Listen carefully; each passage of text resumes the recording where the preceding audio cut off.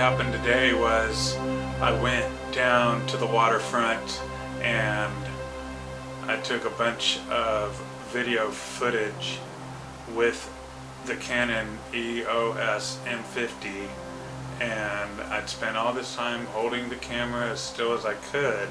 Every footage that I took, every video that I shot was all jittery. Yeah, I have a camcorder and it doesn't do that. Neither does my point and shoot. But this thing, it's so touchy. It keeps boiling back down to the stock lens that they send you versus a better lens that's like another $300, and so it's another $300, and then it's another $600, and it's another $800. It's like, for the love of all that is holy, why is it everything have to be so expensive? I mean, you can't just get stuff that you can put together and do the work that you need to do. It's just one of those things. It's another one of those things that it seems like it's handed down from the Almighty. You know what I mean? It's another one of those things that makes you kind of like go cuckoo like that.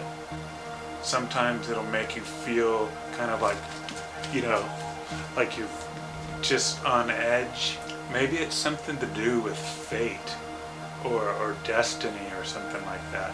It's probably just one of those things that'll just blow over.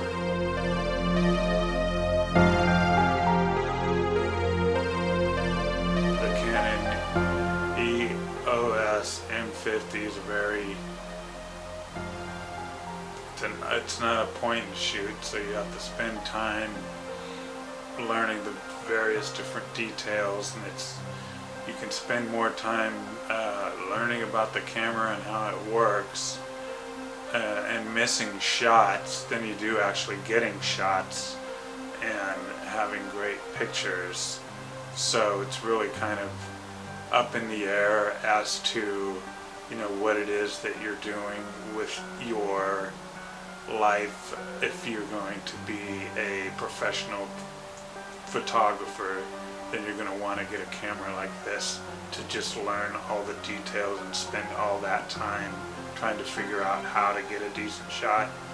But if you're someone who's just trying to get started on just doing some basic vlogging, I'm not altogether certain. Some of the tips that you get, most of the tips that you get, are about spending another $500 there, spending another $300 there, spending another $200 there. It's a very pricey habit. One vlogger did mention that he spent the first few years messing around with this stuff, banging his head, and then he made a video, and it's not even really that great of a descriptive video because he uses examples that aren't really that good. So I'm experimenting with this, and it's so touchy and time consuming. I'm wondering if it's worth it. It's pretty brutal because you're spending money and you're messing around with it and you're learning it, and it's just a rabbit hole after another rabbit hole.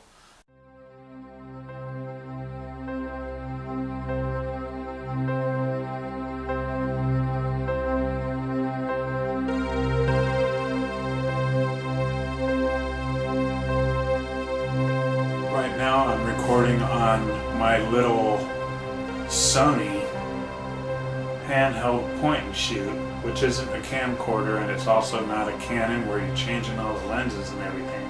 We're like on a plane just going, who knows where it's going. This time I'm recording with my old camcorder, and there aren't any settings that I have to mess with. There's nothing that I have to do with any lenses.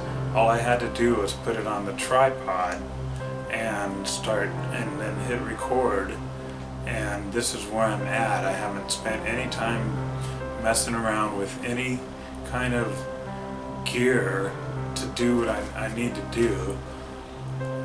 I'm not really sure what the results are going to be.